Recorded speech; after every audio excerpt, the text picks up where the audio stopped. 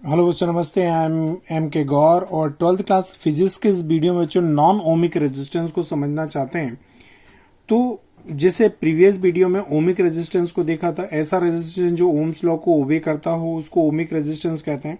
और उस डायग्राम में आपने क्या देखा था, मैं पेज रख के ही दिखा रहा हूं, देखिएगा बच्चों। यहाँ पर एक कंडक्टर लिया था और उस रेजिस्टेंस को मैंने ओमिक रेजिस्टेंस कहा था बिकॉज ऑफ यदि मैं पोटेंशियल डिफरेंस अप्लाई कर रहा हूं उस कंडक्टर के दोनों सिरों के बीच में और करंट फ्लो कर रहा हूं, तो वी और आई के बीच में जब मैं ग्राफ प्लॉट करता हूं, वी की डिफरेंट वैल्यू, उसके कॉरस्पॉन्डिंग करंट की वैल्यू, दोनों की वैल्यूज के बीच में ग्राफ प्लॉट करता हूं तो स्ट्रेट लाइन से, सॉरी, ओरिजिन से पास होने वाली एक स्ट्रेट लाइन मिलती है।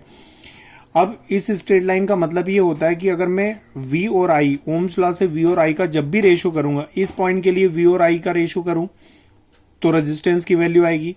ये जो इस पॉइंट, ये पॉइंट की मैं बात कर रहा हूं, यहां पर इस पॉइंट के लिए V और I की वैल्यू, I की वैल्यू जो है इस पॉइंट के लिए I की वैल्यू यहां से यहां तक होगी और V की वैल्यू यहां से यहां तक होगी।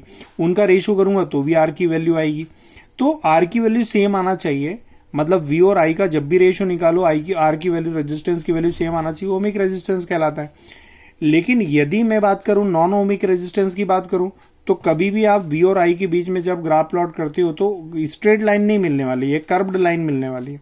उस कर्व्ड लाइन का मतलब ये होता है कि V और I का जब भी रेशो निकालोगे R रेजिस्टेंस की वैल्यू कभी सेम नहीं आएगी, तो उसको नॉन ओमिक रेजिस्टेंस कहते हैं। मतलब ऐसा रेजिस्टेंस, ठीक है, the resistance which does not ओबे, which does not obey to Ohm's law, this is called the non-ohmic resistance। ठीक है बच्चों, तो मैं ग्राफ भी बना के दिखा रहा हूँ, सेम डायग्राम भी बना के दिखा रहा हूँ, देखिएगा बच्चों। देखिए मैंने डायग्राम बनाया, बैटरी और ये जो डायग्राम है इसके अंदर एक कंडक्टर लिया और बैटरी और स्विच से मैंने कनेक्ट किया।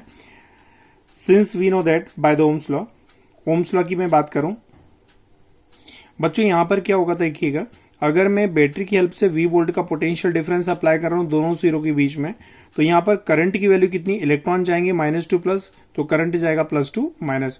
तो V volt potential difference apply करने के बाद कितना वैल्यू का करंट फ्लो हो रहा है, सपोज करते हैं I एम्पियर का करंट फ्लो हो रहा है यहाँ पे। तो ओम्स लॉ के अकॉर्डिंग V इज प्रोपोर्शनल कितना हो जाएगा, I।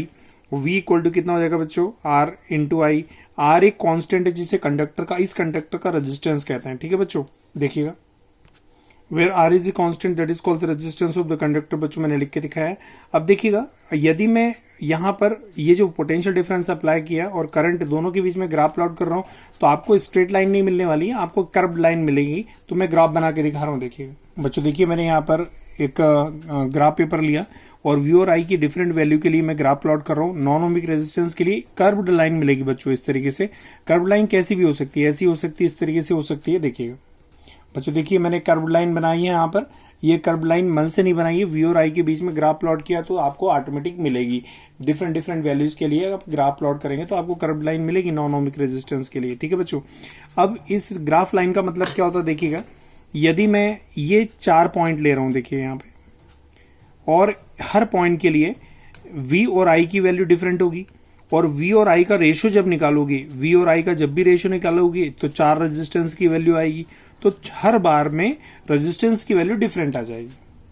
भाई इसके लिए V और I का रेशियो निकालो, इसके लिए V और I का रेशियो निकालो, इसके लिए, इस पॉइंट के लिए V और I का रेशियो निकालो, इस पॉइंट के लिए V और I का रेशियो निकालो। रेजिस्टेंस की चारों वैल्यू जो है डिफरेंट डिफरेंट आएंगी, तब ऐसे रेजिस्टेंस को नॉन ओमिक रेजिस्टेंस कहते हैं। जैसे डायोड, ठीक है बेटा, डायोड की अपन बात करें, जेनर डायोड की बात करें, तो ये सारे नॉन ओमिक रेजिस्टेंस होते हैं। तो मैं डेफिनेशन लिख के दिखा रहा हूं, resistance which does not obey to rules, does not obey to Ohm's law, that is called the non ohmic resistance. फिर से बोल के दिखा रहा हूं, the resistance which does not obey to Ohm's law is called non ohmic resistance. देखिए बच्चों, लिखा है we plot graph between the V and I, then we obtained a graph as a curved line. ठीक है बच्चों, तो यहां पर मैंने यहां पर आपको नॉन ओमिक रेजिस्टेंस की डेफिनेशन और किस तरीके से ग्राफ मिलेगा वो बनाया, ग्राफ बना के दिखाया। ओम्स लॉ क्या होता है, किस तरीके से वो ओबे करेगा ये बताया।